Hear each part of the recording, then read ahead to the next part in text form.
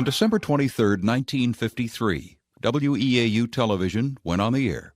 The signal originated from Eau Claire, Wisconsin, with a 500-foot tower originally intended for radio, but refabricated for television broadcasting. In 1957, WEAU doubled its height and built a 1,000-foot tower at the same location and adopted the name the Big Cheese. To reach an even larger audience, WEAU decided to double its height again, and in 1965, construction began on a 2,000-foot tower in Fairchild, Wisconsin. The tall tower was completed in the spring of 1966 and became the tallest structure in Wisconsin, and for many years was the tallest structure east of the Mississippi. Officially standing at 1,998 feet, the tower was about 850 feet taller than the Empire State Building and 550 feet taller than the Sears Tower in Chicago. The WEAU viewing area became known as the Tall Tower Territory in the late 60s, and people from all over would drive to Fairchild, Wisconsin to see this massive structure. We were at that time known as the Big Cheese, 2,000-foot tower. Everybody had to stop and see this. Residents between Augusta and Neillsville felt a sense of pride having the tallest structure in Wisconsin and one of the tallest structures in the world right in their backyard. I learned to hunt. My dad always told me, if you get lost in the woods, you can always look for the tower, and if you head towards the tower, you're right by the road. But on March 22, 2011, at approximately 8:32 p.m., 45 years after the tower's completion, the 2,000-foot structure that delivered thousands of hours of programming into homes throughout western Wisconsin came crushing down to the ground, and WEAU was off the air. WEAU Chief Engineer Ron Wiedemeier was notified that the station was no longer transmitting, and he headed toward the transmission site in Fairchild. I received a phone call when I was about 1 mile from the transmitter site that the tower was down. I actually stopped the truck to gather my thoughts a little bit, and it was, a shock. The Eau Claire County Sheriff and Fairchild Fire Department had already arrived on the site. Found the tower to be laying across County H. A fire department official pulled up behind me. I informed him that I was the chief of this mess. Weather conditions were the likely cause of the tower collapse. A heavy rain-snow mix fell earlier in the day. The evening brought intense winds and colder temperatures, which created a heavy ice buildup on the tower. If it falls like the way this tower fell down, it basically was because of the weight of the ice. So basically the tower just crushed on its own weight, on the weight of the ice. The tower came down almost like an accordion collapsing. The main structure of the tower landed within 300 feet of the tower. It was a mess.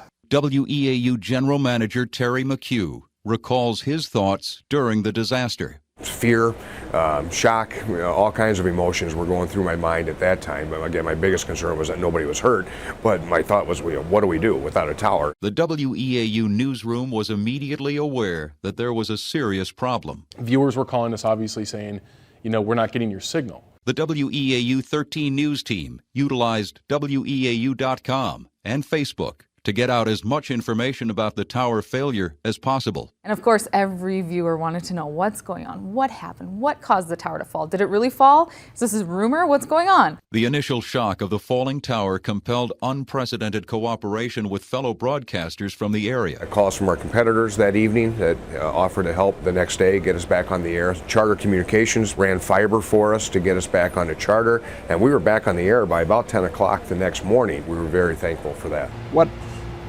really impressed us was how fast everybody jumped on this. Everything happened first thing in the morning. In less than 1 day, WEAU's programming was restored to most of its audience. Antenna viewers in the Chippewa Valley could watch WEAU on WQOW 18.3 and in the Coulee region on WLAX 25.2.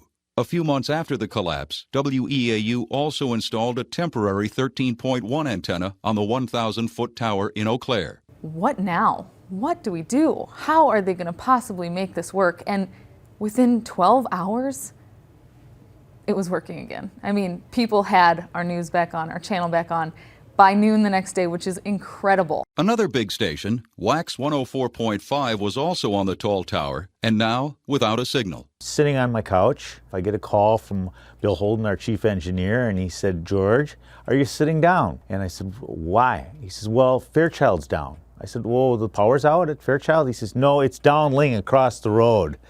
And I was glad I was sitting down. George Roberts, Vice President for Maverick Media and WAX, discusses how they were able to set up a temporary transmission site within days. A transmitter that was in Canada that was being scheduled to be shipped to Europe, that we were able to turn around and have them ship here.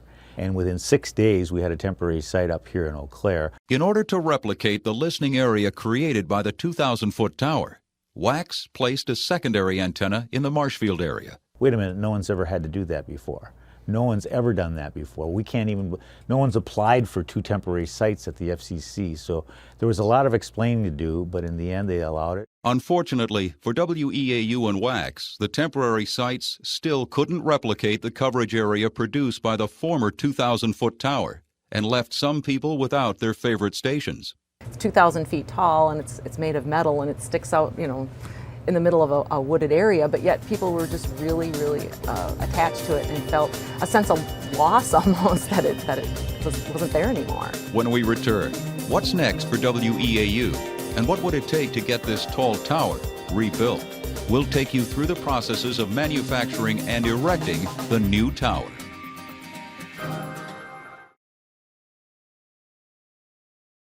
The tower was gone, and by this point, WEAU was broadcasting using temporary solutions. So in early April 2011, WEAU and Gray Television pursued building a new tower. Not only do we have to do it as quick as we can, but as safe as we can. We were very fortunate to use the same permit that we had back in 1965, so that really sped the process up. Several tower companies came to Fairchild, Wisconsin to survey the area just after the cleanup. Jim Ocon, Vice President of Technology for Gray Television, was on site during the process. We're doing all the safety checks as well as the site clearance and some other things. We want to make sure we're ready to go. We had to go through a selection process of selecting a tower construction firm to build a new tower for us. So we had in the ballpark of 5 different companies that submitted bids. After the bids were received, WEAU contracted with tower manufacturer Stainless LLC out of Pennsylvania, who specialize in building tall towers. The bidding process took a period of months, and our design and our proposal to the station was ultimately accepted. We just felt that they were going to do a better job for us. By mid-June, the design was completed, and manufacturing began at the Stainless plant in Pine Forge, Pennsylvania. Stainless LLC has been in business for 64 years and has been a leader in the industry of building very tall towers for the broadcast industry. Upwards of 60% of the tall towers that are in the United States are stainless structures. All the parts and pieces that go into the tower are all designed and fabricated and cut from raw material right at our plant. Broadcast towers are custom designed and built based on the needs of the station, terrain conditions, and atmospheric weather conditions for a specific area. When you've seen one tower, you've seen one tower. Each one is basically custom built for the customer's application. A unique factor for the WEAU tower was the speed in which the project had to be completed. In history, there's never been a 2,000-foot tower built this fast since the collapse of the original tower to topping out the new tower. The legs of the tower are built from 7.5-inch solid steel. The raw steel is brought into the stainless manufacturing plant, where it is cut to 30-foot lengths. A plasma cutter creates the leg flanges that are then welded to each end of the leg.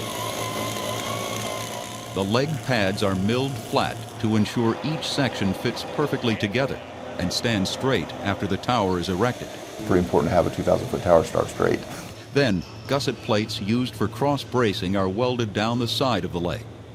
The stainless crew manufactured practically every piece of the new tower, including the cross braces, base plate, and ice shields. Every piece of the new tower is stamped with a unique part number, along with 373900, which is the number that represents the new WEAU 2,000-foot tower. The individual part numbers are identified on the erection drawings for the tower assembly process. The tower designs with part numbers are archived and can be referenced in the future for modifications or replacement. Every hole is specified to a certain tolerance. Every length of cut is specified to a certain tolerance, and nothing is left to chance. And it all fits together because it has to. There's no compromise on that. The legs, cross-bracing, and other steel components are then trucked from the stainless plant to the Vogt and Schweitzer galvanizing facility in Lebanon County, Pennsylvania. V&S Galvanizing was established in approximately 1985 in Columbus. We primarily are hot dip galvanizers, galvanized steel for corrosion protection.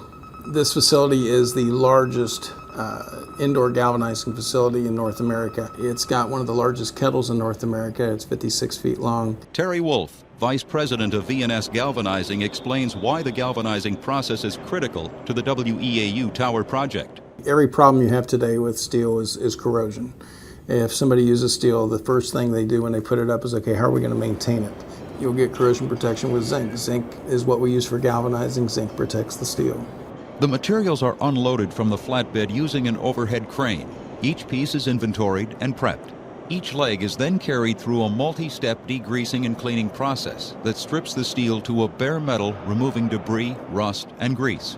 The cleaning process takes 4 to 6 hours. Then, each piece is dipped into a flux, which prepares the steel to alloy with the zinc and become galvanized material. If you don't flux it, it won't galvanize. This particular project was really about 4 to 6 hours of pre-treatment and about 15-20 minutes of submersion time in a zinc bath. The legs are then carefully dipped into a tank of 840-degree molten zinc. The steel leg remains in the tank until the steel and zinc alloy into an intermetallic combination that becomes galvanized steel. This process takes minimal time, depending on the size and shape of the steel section being dipped. The 7.5-inch legs take about 18 minutes to complete. Experienced dips that may take 5 minutes. This particular dip was in excess of 20 minutes. Due to the mass of this piece, it takes a significant amount of time for that shaft to heat up to 840 degrees. To maintain an even galvanization on the leg, the first side in the tank is the first side out. The leg is removed at a steep angle to allow the zinc to run off at one place. This ensures the highest quality of galvanizing. The legs are then transported to a holding area where it will take 4 to 6 hours for the thick steel to cool to room temperature. After cooling, the pieces may be sanded or wire brushed to improve the aesthetics and prepare the piece for transportation. To build a tower like this, it's a lot of responsibility. We need to make sure every single piece is perfect. We need to check every single hole, every single inch from the tower. The legs and cross bracing are then loaded back onto the flatbed trailers and hauled to the tower site in Fairchild, Wisconsin. This facility has been dedicated to wire and rope production since 1895 and is one of the largest integrated wire rope plants in North America. Guy lines are used to hold the tower in its upright, straight position. The guy lines used in the WEAU project were custom produced by Wire Rope Works in Williamsport, Pennsylvania. We've got a 2,000-foot tower with 8 tiers. The longest guys here are in the range of 2,350 feet. We've ended up making more than 6.5 miles of material, so that is unusually long. Lamar Richards, the Director of Engineering at Wire Rope Works, explains the process of creating the guy lines. Bringing in 2-ton packages of hot-rolled steel rod. That material is then run through our cleaning house where it is cleaned in muriatic acid, coated with zinc phosphate, and neutralized. That material is then taken to our wire drawing machines where the material is reduced in size to the specific diameters that will go into making the strand. After the wire drawing process, the material is taken to our galvanizing line where we're going to add a layer of hot dip zinc coating to the material. After that, the material is tested to make sure it meets all of the proper specifications. With the completion of that testing, the material is taken to our rope mill where the multiple layers of wire of different sizes are put together to make the structural strand. A total of 24 guy lines are custom made for the 2,000-foot tower. 5 thicknesses were created, ranging from 15/16 of an inch up to 1.5 inches in diameter. The wire rope was then stretched and cut to the size required for each guy level.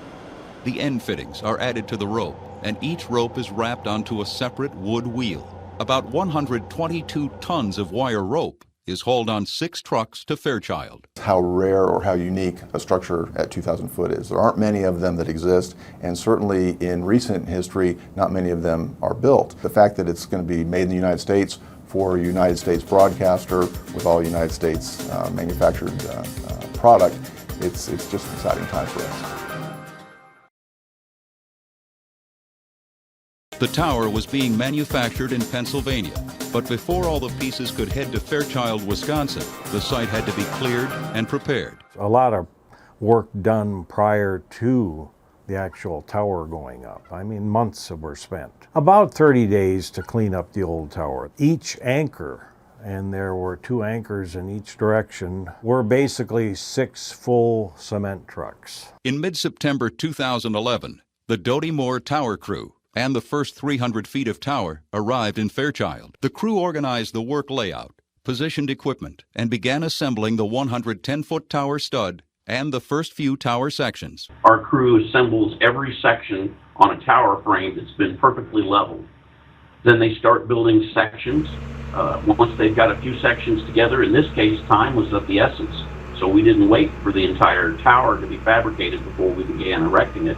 And we started stacking the tower or putting up the first pieces as soon as the steel came straight out of the galvanizing plant. We'll start with all the steel coming in. We'll put all the steel out on the ground and inventorying and get everything, and then we put the things together in sections. Then we'll have a crane come in and set the first 150 feet and stand that up and put our gin pole on the tower, and then we hook our cables and lines, and then we start up with the tower. Stacking the tower began on October 7, 2011.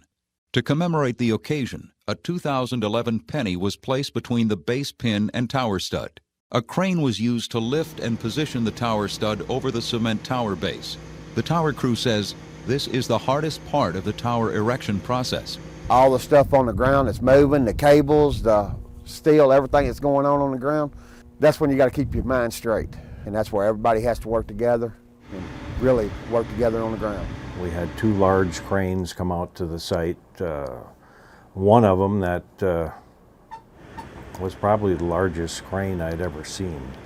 And they literally picked up the 110-foot pre-assembled section, raised it to a vertical, and set it on top of the base that was already prepared. I had no idea how they were going to put this huge first piece, and they used the cranes and balanced it, and it was just amazing. The crane held the top of the tower stud as the crew positioned temporary guy lines. Then, the crane releases the stud and is used to place the next 3 sections on top of the stud. Each tower section is 30 feet long and weighs upwards of 19,000 pounds. The first permanent guy wire is installed at 200 feet. Each time we go to a permanent guy level, we plumb the tower to make sure it stays straight and the tensions are correct, and then we continue on. At 200 feet, the crane is no longer tall enough to lift each section above the tower. A gin pole is attached to the side of the tower and used to lift sections from the ground.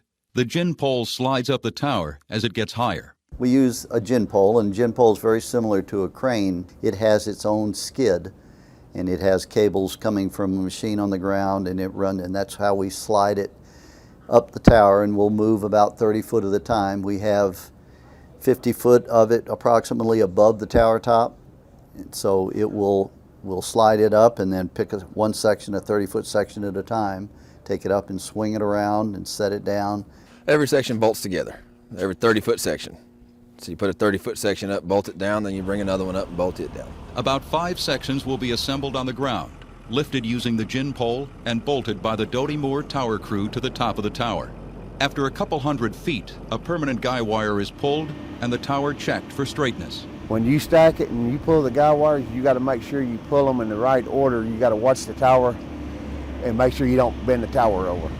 Fred Barnhart is the crew foreman and says safety is the most important consideration when building a tower. Well, you start out in the mornings with a safety meeting, then you get all your gear together, get in the pan, you ride up. Crew doing the job knew what they were doing. Certainly, I was not going to be able to come in and say, hey, you got to do it this way. No, they knew the way to do it. Much like the construction of the original tower in 1965, The area became a tourist attraction with people driving by and stopping to watch daily. Oh, it's something you don't see every day. There were spectators across the street and that from beginning to end. I think it was one of the places to go for a day out, was to come and watch that tower go up. So many people were so interested in that process and how it went up so fast, and everywhere I went, you know, grocery stores, library, wherever it was, they asked, you know, hey, how's the tower going? A common topic of discussion was how could this tower crew do such a dangerous job? They must be crazy to climb that tower. There's definitely a thrill involved. Everybody comes in for the thrill, and after a while the thrill goes away and it's a job. So now it's a career. I've done it so long now that it does not bother me at all. Probably more unique than its 2,000-foot height was the speed at which this tower was being constructed. Our almost 2,000-foot tower is being built within a matter of a few months. The timeline is something that I haven't seen before, so it is very exciting for me.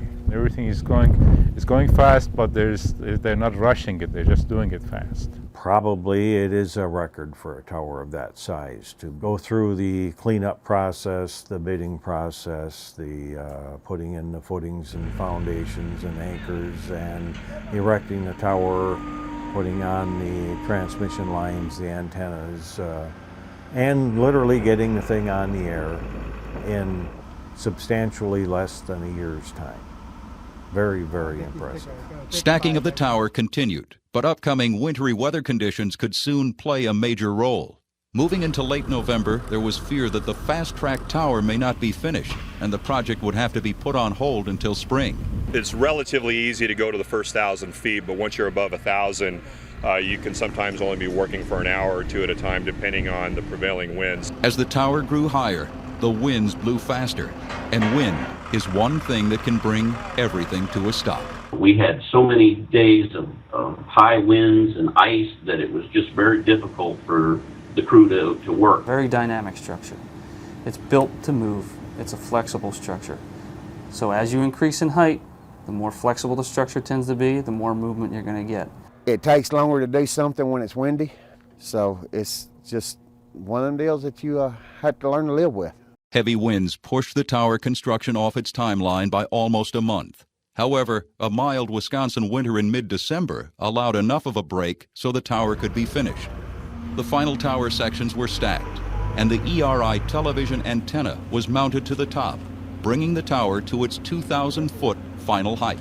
During the tower construction, another big project was removing all of the equipment and repairing the transmitter building that was damaged when the original tower fell. We had to literally clear the entire building out of equipment. Both WEAU and WACS purchased new transmitters and had them installed so they were ready to go as soon as the antennas were installed. Purchased a new transmitter and begun the installation of that while the tower crew was working. This is a major, major project that no one would have thought we would do all these things at the same time just to restore what you lost last March.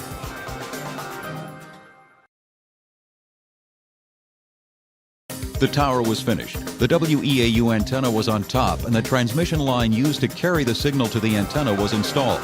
On December 23, 2011, by coincidence exactly 58 years after WEAU initially went on the air with the 500-foot tower in Eau Claire, WEAU and Gray television engineers Ron Wiedemeier, Todd Ritchie, and Jim Ocon turned the new transmitter on and put the WEAU signal back at 2,000 feet on Wisconsin's tallest structure. That was kind of impressive that first night. You hit the switch, you know, you're kind of real leery, is it going to work or not? And hit the switch, everything came up, and it's been on ever since. I drive around in a pickup truck with an antenna bungee corded to the headrest, center headrest of my back seat with a little mobile TV receiver that I can check signal. I believe that our signal is getting out better than it was. It was just an amazing relief. We're back to business as normal. Early on, it was decided by WEAU and Gray television engineers that WEAU would switch from a VHF signal to a UHF signal. We moved to UHF. It was felt that we could serve our public better in the long run in the future having a UHF channel. The change to UHF required antenna viewers to rescan channels, and in some cases, change antennas to receive the new WEAU signal. If you've got a VHF-only antenna pointing at us, that's not going to work. It needs to be UHF. So the public had to be trained. Well, this was one of our biggest promotional campaigns ever. We ran non-stop promotional announcements saying, hey, we're back, come find us. We put crawls at the bottom of our screen. We're back. We're back. We're back. We're back. We're back. We wanted to make sure that all of our viewers could find us back on the new 2,000-foot tower from Fairchild and find us with the new UHF signal. People do call to find out how to get the signal. We're on the other end of the phone, and we've helped a good many people get their programming back.